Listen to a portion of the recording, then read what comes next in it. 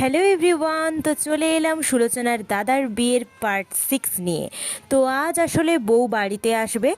তো বউ আসার আগে আমরা এখানে স্কিন কেয়ার করছি, কারণ আজ রাতে রিসেপশন, তো সেই জন্য যাতে আমাদের স্কিন গ্লো করে সেই জন্য আমরা এখানে স্কিন কেয়ার করছি। তো কিছুক্ষণ পরেই আমাদের বর আর কনের এন্ট্রি হলো। তো এখানে ব্যান্ড পার্টি নিয়ে সবাই উপস্থিত হয়েছে, আর এখানে জেঠিমা হচ্ছে বরণ ডালা নিয়ে দাঁড়িয়ে আছে আমাদের বড় কনেকে বরণ করবে বলে।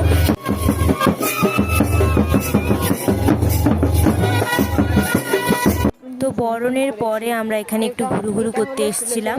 তো সুলোচনার বাড়ির কাছে একটা লম্বা পোল আছে, যেটাকে আমরা ভেবেছিলাম বিদ্যাসাগর সেতু।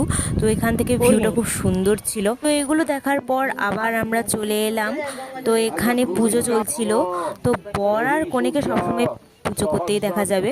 তো এখানে এগুলো করার পর এখানে অনেকগুলো গেম চলছিল।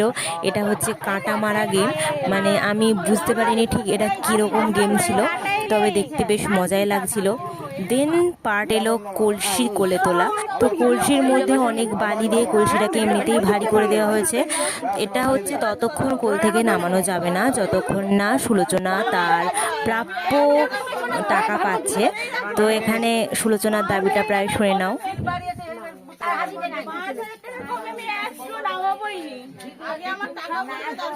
এখন বলো কেন দিয়ে দেবো তারপরে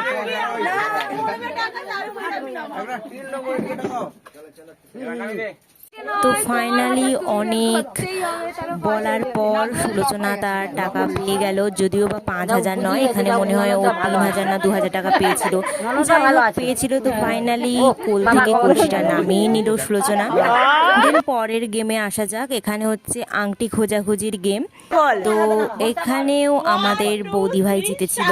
যাই হোক, সারা জীবন এবার দাদাকে বৌদির কথাই শুনে চলতে হবে। তো এরপরে হচ্ছে দুধে আলতা। তো দুধে আলতায় পা দিয়ে ফাইনালি বৌদি গৃহপ্রবেশ করতেই যাবে, তার আগেই সবাই দরজা আটকে দিল। আবার এখানে ওদের দাবি পূরণ করতে হবে। এখানে আবার কত হাজার টাকা দাবি করেছে আমি নিজেও জানি না, তবে এখানে অনেক হওয়ার পর, এখানে সব জোর জবরদস্তি হওয়ার পর ফাইনালি সবাই পেয়ে গেল। তো এইসব হওয়ার পর ফাইনালি আমরা লাঞ্চ করতে যাচ্ছি। তো পরের পার্টটা খুব তাড়াতাড়ি আসছে।